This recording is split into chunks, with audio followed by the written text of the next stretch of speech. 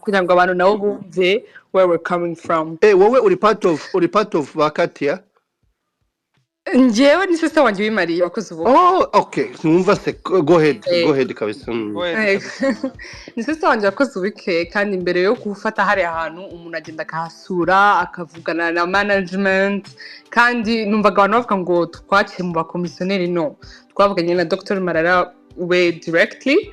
Niwe wanatubwiye ko ngo ibyumba byari ku madolari 300 ngo donc ko bagiye kudukuraga price n'abantu bagiye ku rentinga the whole hotel batubwira ngo baratugabanyiriza kugeza amadolari 220 ariko turebye like the day before twagomba kujyayo tubona online ubundi ko bazishyize ku madolari 200 noneho turabavugisha tubabwira nose ni gute umuntu rentinga the whole space mutamuhereza price really lower than what is online because that's what is expected. Normalement umuntu afasha ahantu hose hari ukuntu umuhereza akantu k'aka discount ariko tubona ko ibyo ngibyo nabyo bitabaye respected as requested.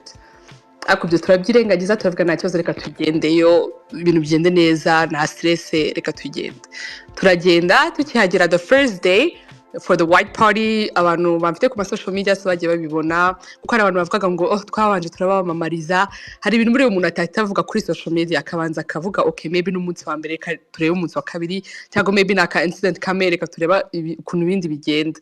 Turagenda dukora white party umugeni akimanuka bakirimo kumufotora tubona umuriro uragiye kandi ubwo twatumaze aho ngaho n'isaha mbona abantu batarimo kuba served ibyo kunywa nabaza abantu muraduserva uryari nabona ngo babizi neza kandi ubwo bahagaze ari bane batazi neza icyo bagomba gukora.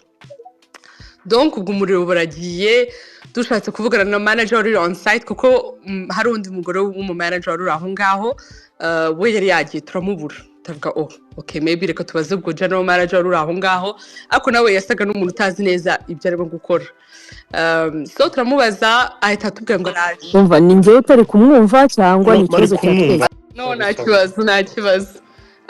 Donc voilà umu manager nawe atubwira ngo araje mu minota mike tugira ngo maybe ajye kureba ukuntu bagiye kutabacana generator umuntu agategereza iminota 10 iragiye 15 20 tugiye hanze tubona nta muntu n'umwe uhari kandi noneho bari batupromisinze security urumva abantu baparitse amamodoka bavuye i Kigali bawazanye amabisi ibikoresho by'ubukwe ibintu byose ako tubura security n'umwe n'umusekirite wawo uhagaze ku muhanda umwe kadogo nawo twari dufite. Donc tutangira datwe biraducanga neza tushatse guhamagara ku mwana telefone y'umusetse wanjye nshaka guhamagara manager tusanga yamublotse kuko babanje baravugana bikiba atumwe ngo agiye kumushakira igisubizo nyuma y'iminota 20 twatwonye kumuhamagara blocked kwa kundi nanu gucamo nago bisona nothing nese inshuro 3 nese na telefone neseye bona biciyemo aramfata atazi umuntu wari wenyine mwitabye arambwa nyine nawe wumva neza ko nta gisubizo dufitiye ariko ngo barimo kureba uko bigenza ngo en fait barafite ikibazo go cya cable cya generator kuvuga ko idakora. Ubwo tumaze no guca ubwo ni minota 40 n'abantu bicaye nta muntu waje kutureba nta muntu urimo kudusaba ise cyangwa no kuhumuriza aba clients kwa kundi bigenda mu yandi mahoteli. Nta kintu na kimwe nabo batubwiye icyo kibazo cya generator bari bafite ubwo tutangira gushakisha twebwe abashuti bacu bakora muri reg nibo bagiye kudushakira ukuntu tubigenza ubwo power igaruka nyuma y'isaha n'iminota 45 ngo murumva abantu bamwe baratashye barigendera batararaga aho ngaho ubwo natwe turategereza and then power iragaruka turayigarurira kwera umushuti wacu ukora muri reg sibyo ubwo tureba ukuntu twazana cable ivuye i Kigali ishobora gukora iyo generator yabo ariko ibyo ngibyo byose noneho ngiye gusubirayo ubwo hamaze n'iminota ubwo iyo saha n'iminota 40 ngiye nsanga aba waiters nago bakomeje guserva abantu icyo kunywa nta kintu na kimwe mbega bakoze bari bategereje nawe yenda muri kitchen mbere yuko power igaruka ndavuga ese abantu umunsi wose nago bariye bavuye i Kigali nta kintu na kimwe mwabahereza entre temps baravuga ngo ibintu byose ko bigomba gushyushya ndavuga ariko n'ubundi ni gaze stove zikora kuri gaze ntabwo zikeneye umuriro bose bandeba n'abantu batari babizi urumva bose batambwira ngo siko ari byo ubwo aho ngaho adatangira muri cuisine ubwo murumva abantu bambaye imyenda y'umweru waruje muri fete ubwo nagiye kwabwira ibintu bagomba gukora mfata aba waiters nagiye kwereka ukuntu bafata commande kuko bo bari bankurikiye n'abantu barimo kugenda bafata komande bazigumana mu mutwe ndabwira ese ibyo bintu muraza kubyibuka nimumara gufata amakomande y'abantu na batatu cyangwa bane noneho nangira kwereka ukuntu bagomba kwandika n'ibiki byose ubwo ibyo birarangira ibyo tubona mva hatinze cyane ubwo turabyirengagiza tubwira management turabavugisha nta kintu kimwe batusubizaga baratubwira oh sorry so sorry ubwo urumva nawe umuriro uragaruka ubwo wa hoteli mu gitondo tugira ngo okay uyu munsi ho byose bagenda neza batangiye gukora decoration hanze abantu twizaniye tubona ko umuriro wongeye uragenda ugiye noneho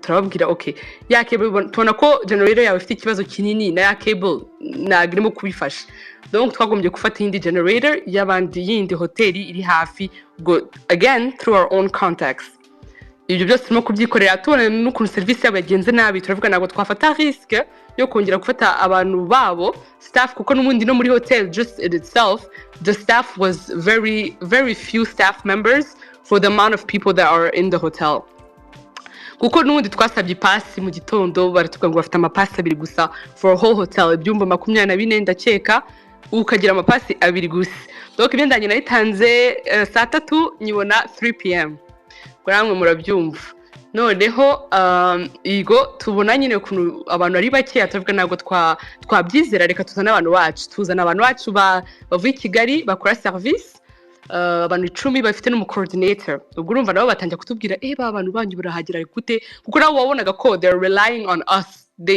bo nabo bahise babona ko service yabo nago is not it can't handle it the amount of people that are coming abantu baza kuza muri gusaba ibyo byose noneho na breakfast bya bindi byabaye ikibazo abantu batubwiraga ngo twafotoye amafoto ngo avuye ahandi koko je pense que nta muntu hano ufite umwanya munini kugira ngo ajye gushaka amafoto y'ahandi cyangwa kuri internet kugira ngo aze kubitanga no this is a honest review y'ahantu twagiye ahantu twishyuriye numva icyumba umuntu wese yishyuye I think for one room $660 so you expect the bare minimum utegereje aka juice aka coffee aka water no twebwe bahise batubwira urafata ikintu kimwe ikindi ukishyure tuvuga okay ndi kumwe na Katia ndi kumwe n'abandi ba sister Katia asaba African tea bamuzanye African tea dusanga amata yarapfuye Katia ayumvise asanga amata yarapfuye umusista wanjye we ahita aruka ko ari very sensitive batamubwira oh sorry reka tubazanire ngo noneho ngo bashyiremo inyange Jose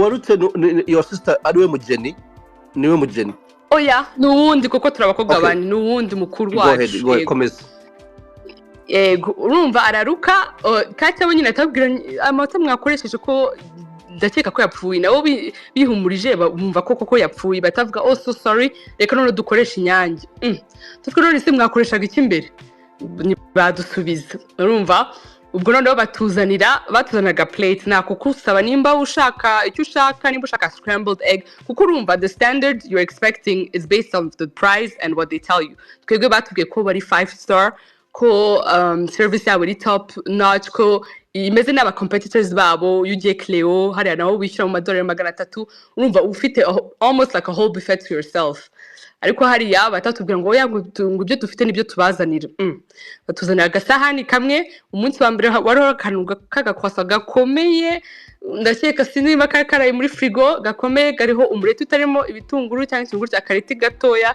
kizinze n'imizuzu turabwira nta kintu mufite se ko ari abantu maybe bashaka akayawurte kibari tugaho no batuvuga ngo icyo dufite cyo ni amafri batuzanira ipapayi na banana ubwo ni yindi nafotoye ipapayi yanjye ririmo udushishi ndabibabwira barambwira oh so sorry reka tukuzane yindi ndabwira no nta kibazo tubireke donc après noneho umunsi urahagera urumva twafashe amadelays kwereka ukuntu power again yagiye ubwo abadecorateur barimo kwesitara amatara bagomba gutegereza ko generator yacu ihagera biba ibintu birebire ubwo umugeni asohoka atinze noneho tugeze muri gusaba koko nashyize kuri story bagiye kureba kuri story yanjye nashyizeho ibiryo baduhaye muri food testing mbere yuko ibintu byose tuna agreeing upon twagiyeyo dusura Kibuye batwereka ibiryo ngo bazaserve twavuze abantu bazabashe guhitamo muri beef or chicken urumva n'aka entrée agasupu kariho akagati yari ibintu byiza pe ariko umunsi ugeze twicaye bamwe muri twege tubura isupu tubura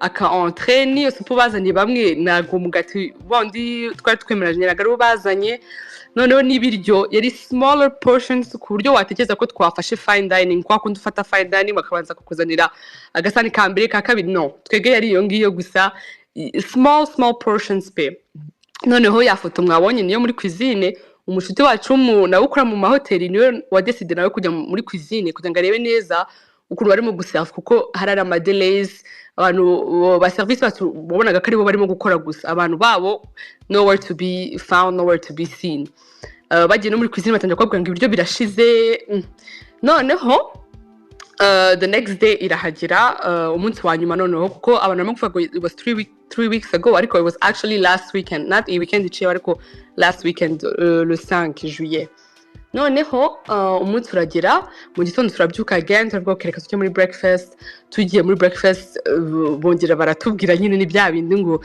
urafata ibyo dufite ako noneho bazana ya supu yasigaye yejo niyo batuzanye mu gitondo iriho irindazi turumirwa turabwira se n'ibingibi mujye kuduhereza batuzanira kandi gasani nyine kariho akareti gatoya na bya bindi ubwo bongera batuzanira iryama fruits urumva ko twatahiye ama fruits gusa mu gitondo tunywa n'icyayi nta kindi ubwo kandi ugategereza paka kuko bangaga ko tunafata orders during the day abantu ntabwo bari bemerewe orderinga mu byumba byabo cyangwa even muri restaurant ntabwo bari bemerewe orderinga kuko bavugaga ngo barimo gutegura ngo the event gusa donc igihe cyose bashaka orderinga ibyo kurya orderingaga hanze ibyo nabyo turabyorera ubwo no irons again abantu bagategereza ko imyenda yabo babasha kuyibaterera ipasi ariko no bamwe bakabishyuza bamwe bakababwira ngo none 5000 mfite umushuti wanjye wishyuye 5000 kugira ngo bamuterere ubundi wishyuye 3000 ubundi wishyuye 2000 urumva ko n'ama prices ntabwo ari fixed kandi again for an institution as big an establishment a hotel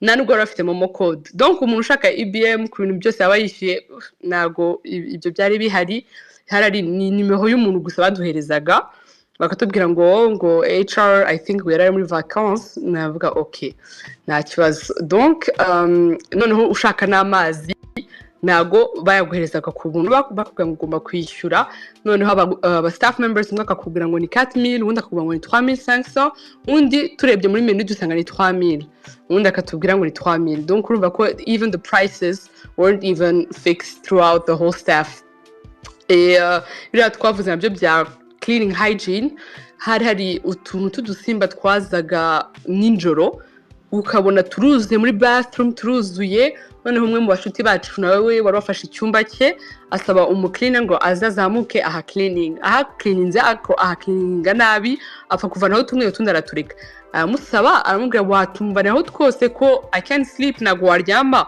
uzi ko huzu dushishi muri bathroom aho twanakinja kuri tapi nubwo tubona tellement c'est petit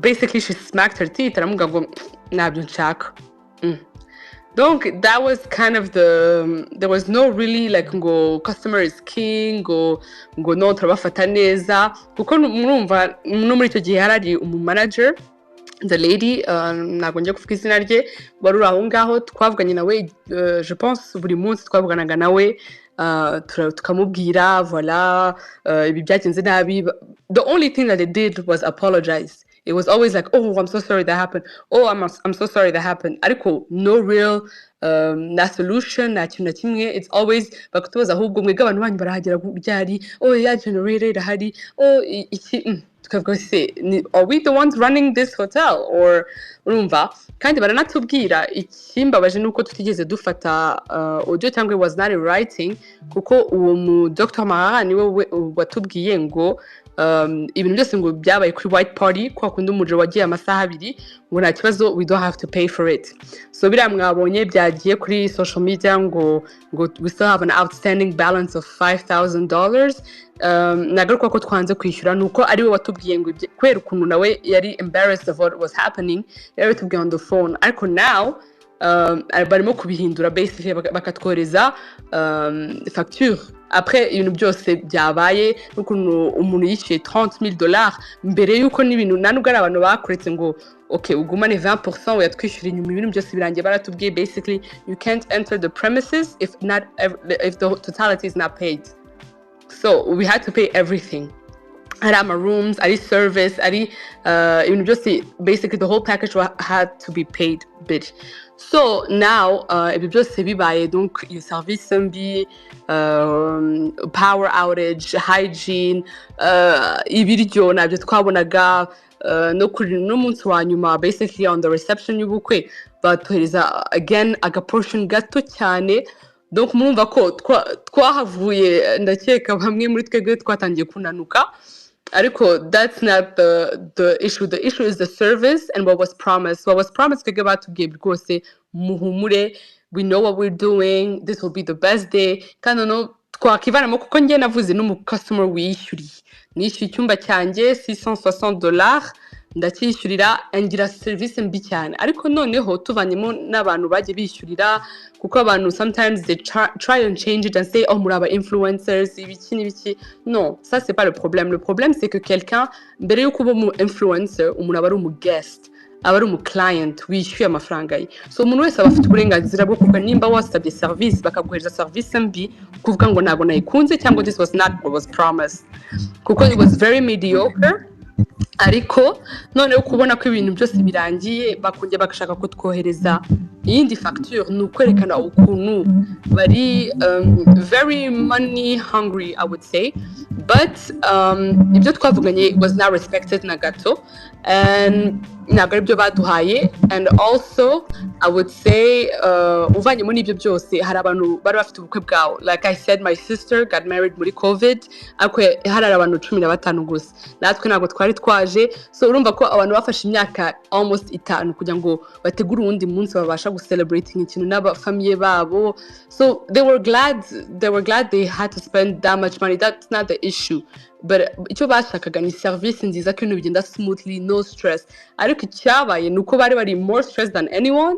Urumva kukwamvita ni naho ari bo busebye kuzana abantu bakabura umuriro, bakabagaburira nabi, bakabafata nabi, naho abari wowe ubusebye. So that one, I really want to emphasize on that, the emotional toll that it takes, the stress. Ntabwo yabashije kuruhuka n'abandi bageni, ntabwo yabashije kuvuga ngo oh everything is taken care of, no. Alors que umuntu aba yishyuye. So I also, kuko hari abantu baje kuri social media yanjye bakambwira ngo ntabwo wakagombye kuba wabishyizeho, ngo nabo wowe uteye guhomba. None se abantu nabo baba bakoze imyaka 5 bakategura ikintu with their hard earned money as well, and that should be respected. A client should be respected. Benshi muri twebwe bagiyeyo kandi twakoze muri hospitality, so ni ibintu tumenyereye. The client is king. Umu guest umufata neza, ukamuwelcominga akumva ko wow, this is a better service than even at home. Ariko twebwe twasanze ahubwo wagira ngo twebwe ari iwacu turimo kuraninga, turimo gushaka ama solutions. So honestly, that's unacceptable for the amount of money they ask and for who, like the way they present themselves as a 5-star establishment. I don't think they're 5-star, and that's why I had to make a review, because never now in the studio I'm ko bashaka gukorayo ubukwe usubiye no kuri side yo kuba mu influencer. Abantu baravuze ngo oh mwarabamumarije cyane, kuki mwabamamarije nimba ibyo byose byabayeho. Naga ikibazo naga ari kukwamamariza, ntago twari kubura ko tufata amafoto yacu y'umunsi mukuru. Kandi ntabwo twari kujya muri iyo stress zose muri iyo minsi last week, iyo minsi iciyeho. Ariko nguko umuntu yatuje, we try to reach out dushake amicably solution, tuvugane, twicare turebe ukuntu bigenda, kuko abantu baravuze ngo kuki mwahavuye, ngo nimubivuge ngo muri check out. This was a continuous conversation kuva umunsi wa mbere twagera, ni ibintu twavuze umunsi wa kabiri, umunsi wa gatatu twiriwe tubivugaho. Ariko we were met with people who weren't communicated either. They weren't offering any solution. It was more of oh poor, sorry. Kandi ibyo nabyo ntabwo ari solution. Ntabwo umuntu wamuhereza service bi we expecting nawe gaceceke agende atahe gusa. No, habagomba kuza solution. Twashatse kwavugisha, turabavugisha, ariko kugeza n'ubu ngubu turi just put on hold. So au lieu de twebwe urumva muri côté influencer abantu bose baba barimo kunyuza ama message nuragutse turimo gupostinga ama vlogs tujye kuyapostinga abantu bose batavuga oh wow nari ndashaka kuhajyayo kandi ntago nakemera kandi abantu nabo batakaza amafaranga yabo be expectinga ikintu ntibakibone kuko nabo bahita bagaruka bakambwira ngewe ngo oh you advertised for something that wasn't real nawe uri part of the problem. So no, that's why I had to be real. I had to give my review, and not just me, but also all the other 40 guests. All the other 40 guests were just as disappointed as me. So yeah, I wanted to clear that part. Mwihanganye gatoya wenda Josine araza no kuguma ahangaha turaza no ko abantu bashobora no kushaka ya n'icyo banamubaza. Hari hashize nk'iminsi 3 irenga nko kuri 3 abantu twari turi mu minsi ishize jewe ndi kumwe n'umuntu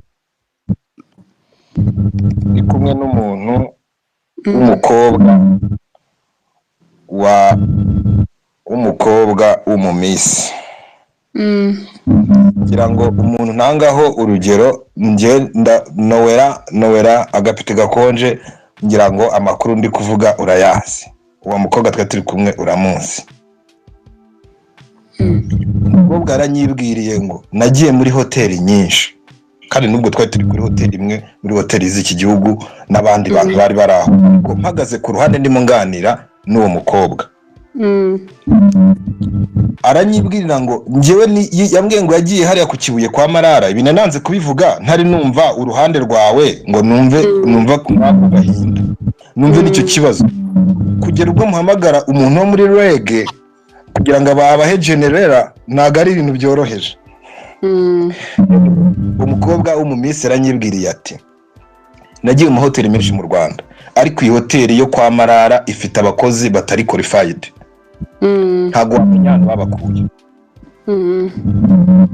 nuko yanyibwiriye yego ngendeye ku bintu mbwiye kandi yabimbwiye ntari namenya ko ino issue irimo ntago nari mbizi ko kino kibazo kirimo nawe rangira agapeti gakonje arimo araseka ariko ahise amumenya umukobwa mwiza cyane ukunasa sa n'ubusa nibwo butagira ikintu busa nabwo ayambwira ati bakozi bahariya wagira ngo ntibabazi ibyo barimo ntiwamenyana babakuye ntiwamenya nimba bazi hospitality cyari cyo ibingibi ndi kubivuga mu rwego rwo gukora advocacy hotel Chateau de Marara kugira ngo ishaka abakozi bari qualified ibindi mugiye kuzana mu bwengo ndi kubwira ndashirishamo abakozi yewe umukobwa yarabinyibwiriye musubirishamo abimbwira nk'inshuro 3 yego kandi nanuko muri byose byo kuvuga rwose aba it's not like I'm blaming the staff kuko nabo nago bari trained. It's just there's no training, there's no real management ya hospitality like ya hoteli donc nanubwo nagari cyozo cya staff ahubwo ni cyozo cya management yaho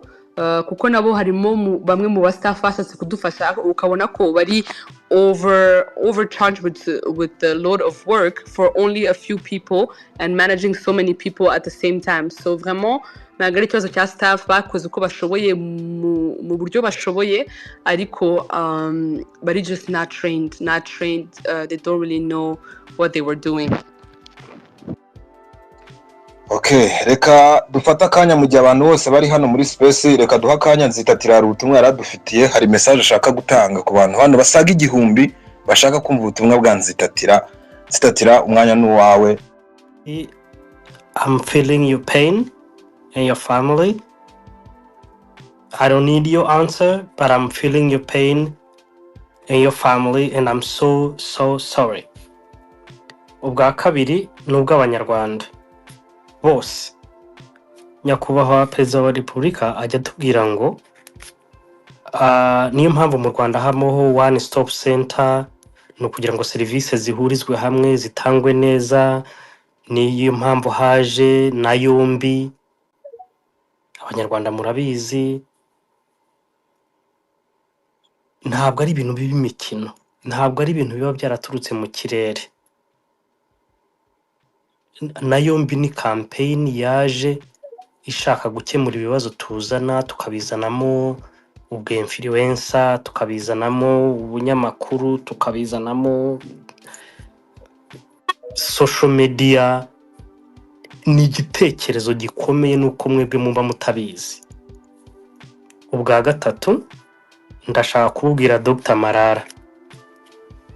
Dr Marara nanjye ntabwo muzi, hari umwumva ninjye natangiye ndi ku ruhande rw'ino hoteli n'ubu ndacyaruriho. Dr Marara arazwi, yatanze amafaranga menshi no kuba turi kuyavugiraho gutya, ukuyemo umuryango w'abantu bahakoreye ubukwe bakaba disappointed, ntabwo twebwe twakwiye kuvuga. Ariko reka mpe message Dr Marara, kandi Dr Marara ntabwo ndi kumuha message noneho ngiye kubyivugira. Dr Marara mfite masters muri hospitality, aba bareta bagaho ndi kwiyemera, ariko niyo message. Mfite masters muri hospitality nakuye muri Boston University, MHM, Masters in Hospitality Management. Ababizi barabizi, niyo mpamvu nyihaye Marara, ntayihaye abanyarwanda cyangwa ntanayihaye uno muryango wagize ibibazo. Marara, reba hejuru nashyizeho aka video ka homecoming, sinzi niba hari wagakuyeho ariko nta kibazo. Dr Marara, hari ibintu twajya tugira abantu ba mu mahanga, nyakubahwa perezida wa repubulika akadusanga aho dutuye ku itariki 6 kugera ku itariki 9 z'ukwezi kwa 8 umwaka utaha muri 2026. Twe nitwe tuzaza mu Rwanda, nibyo bita homecoming. Tuzaza turi ibihumbi. Nyakubahwa perezida wa repubulika yajyaga mu gihugu kimwe, abavuye mu bindi bakahamusanga. Tuzaza turi ibihugu byinshi,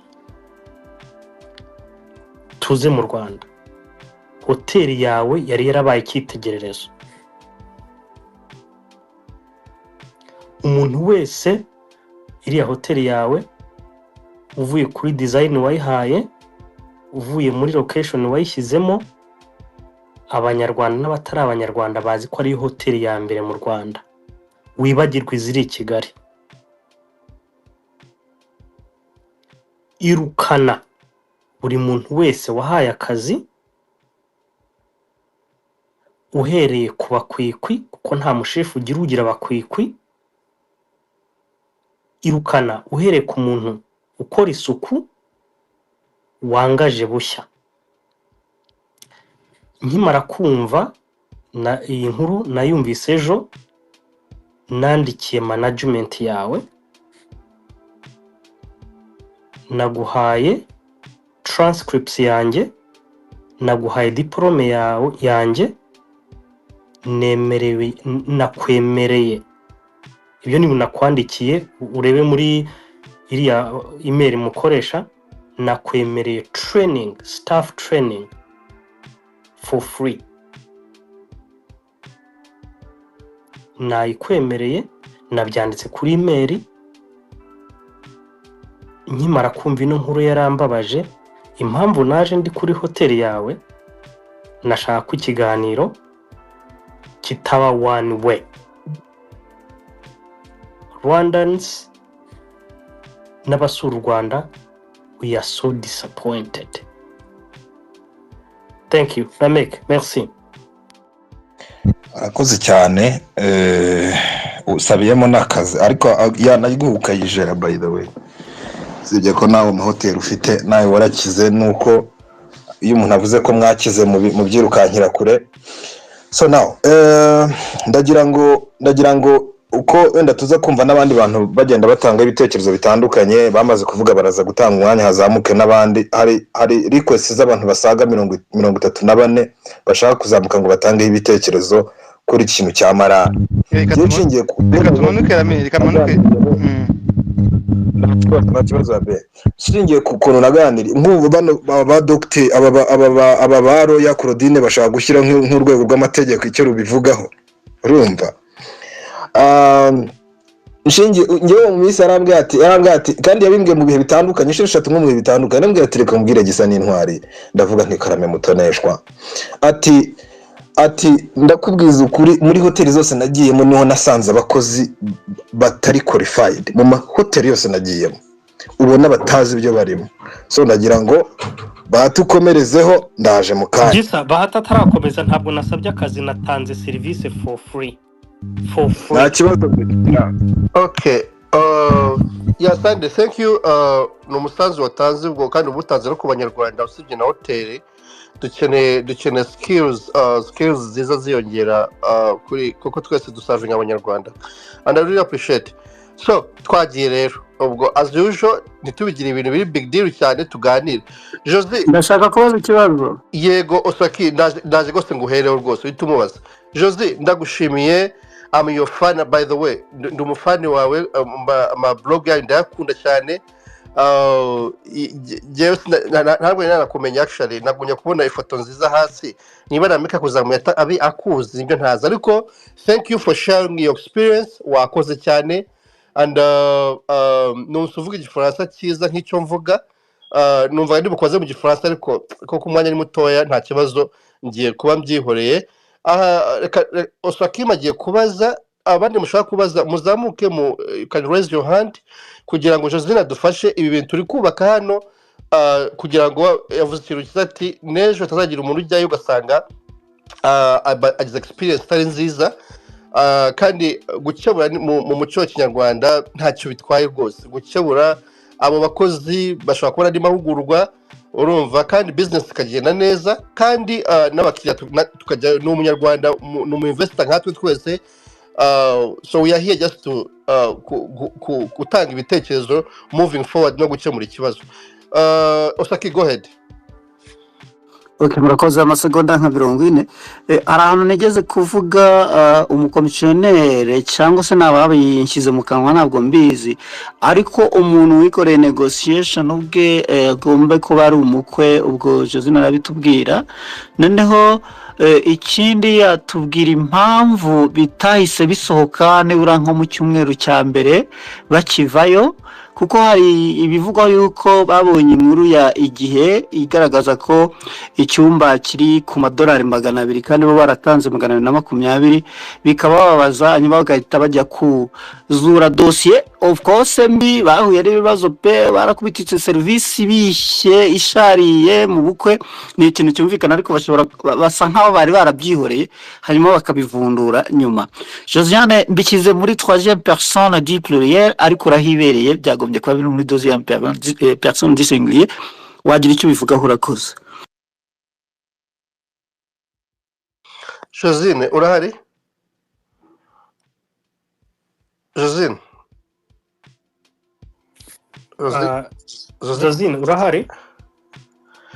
I think it's the network. Josine ushaka kumanuka wongera uzamuke. Reka tumumane twongeye tumuzamure Oswaki arakigusubiza nanjye icyo kibazo nakigize. Okay. Yenda nyina kigize bitandukanye n'ibyangwa cyangwa reka jye mubaze niba nyumva. Josi uturumvikana? Josine uratwumva? Josine mutoneshwa urimo kutwumva? Umuriro wabuze aracyari karongi reka tumumanure twongeye tumugarure. Okay, good. All right. Aracyari karongi reka aracyari muri ya hotel ntarahava. Umumano ariko buhoro buhoro yamazemo amajoro 3 gutsana yakubwiye amadolari yishyuye kuri $650 tumukomereta turamwururuta ntabwo ari umuntu ariko ahubwo bageze umamagara muri rege ariko yizaniye moteri ivuye muri rege ariko rame oya harabatiye na generator muri hotel ituranye n'iriye ese rame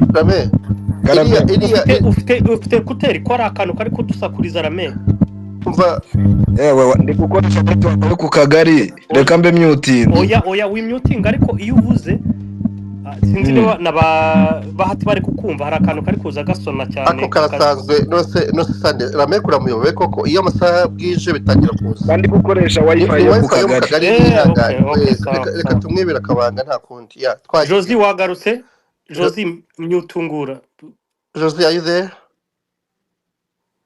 Josi uratwumva?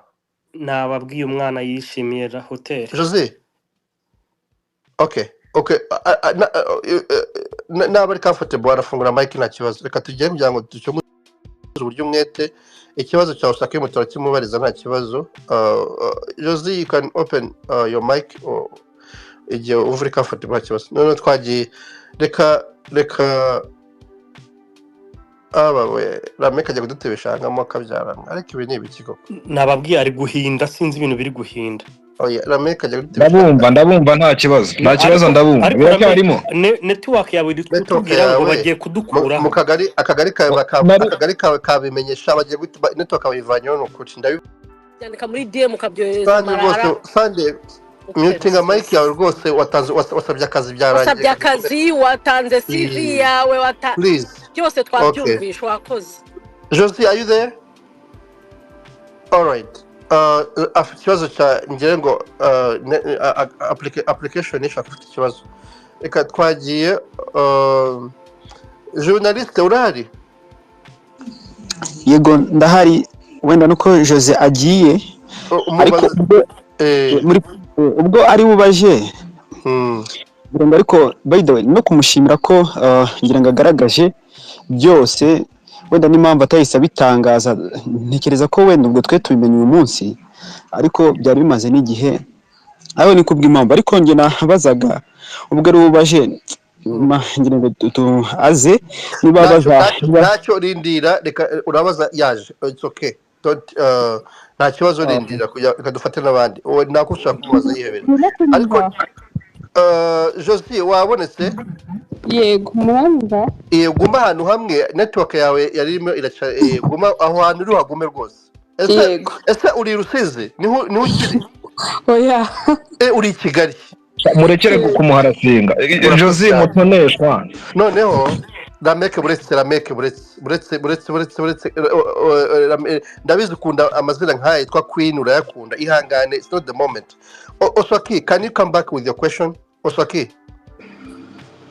igihe nabazaga se Josine ntabwo yabyumvaga Josine ntabwo nabyumvaga neza ntabwo yarahari yarakiri kuri hoteli Marara Sunday stop trolling by the way it's not funny Sunday please reka ubu turi serious ndabamanura rwose Josie you can Swaki go ahead brother go ahead okay reka nkoresha amasegonda 20 Josine Paul kabisa kuri experience bishisharira mwagize kandi mu bihe mwashaka ko biba ivy'uburyohe so hanyuma ibibazo byanjye ni bibiri kuki mutahise mutangaza ibyababayeho nibura nko mu minsi 3 ya mbere cyumweru cya mbere se impamvu iki kibazo nkikubajije nuko hari ibivuga yuko mumaze kubona inkuru yo mu gihe ivuga ibiciro nyabyo k'amadolari yari 200 mwe barabaciye arenze byarabababaje bituma nibyo musa nkaho mwari mwababariye hotel mubizura icyo kirahagije wagisobanura koze Okay.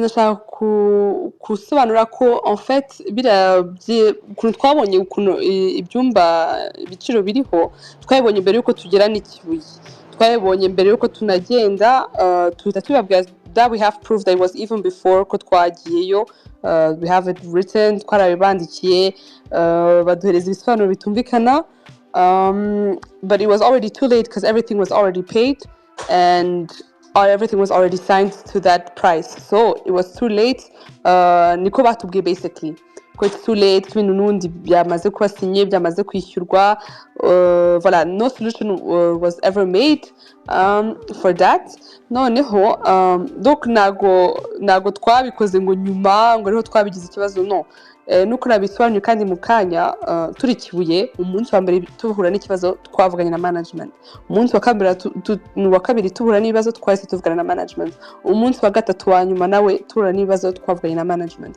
nuko nabivuze there was no ntabwo yigeze haba solution iba offered yari empty apology basically umuntu kubwira Paul sorry ariko nagira ikintu kinakubwika natwe n'abantu baba customer twabwiye none se what is your gesture what is ikintu ukuntu mwabikosora kuko urumva ibintu byose twamaze kubyikorera n'ubundi ariko nothing was offered to us.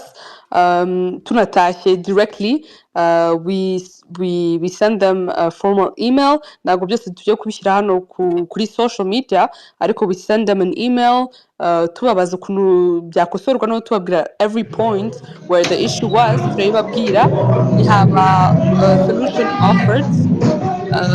Ndashaka ko ari umuntu warimo kuvuga, ariko yeah, every point twarabibohereje the day after tukigera Kigali. I think even the CIS, when we checked out, we already spoke to them on the property, and then we sent an email as well in the evening. So it's just now umuntu aravuga, iyo washatse gukora ikintu in a way ukegera umuntu ukamubwira ibi ntabwo twabikunze, mwarakosheje hano, ukabona nta kintu umuntu arimo kugusubiza, nta nubwo agusubije, ahubwo agushubije na fagitire yindi, ubona ko there is no way mwagera ahantu na hamwe iyo umuntu atari willing to speak, at least to take accountability. Hari umuntu umwe wa apologize ariko nawe yari apologies, just nothing else.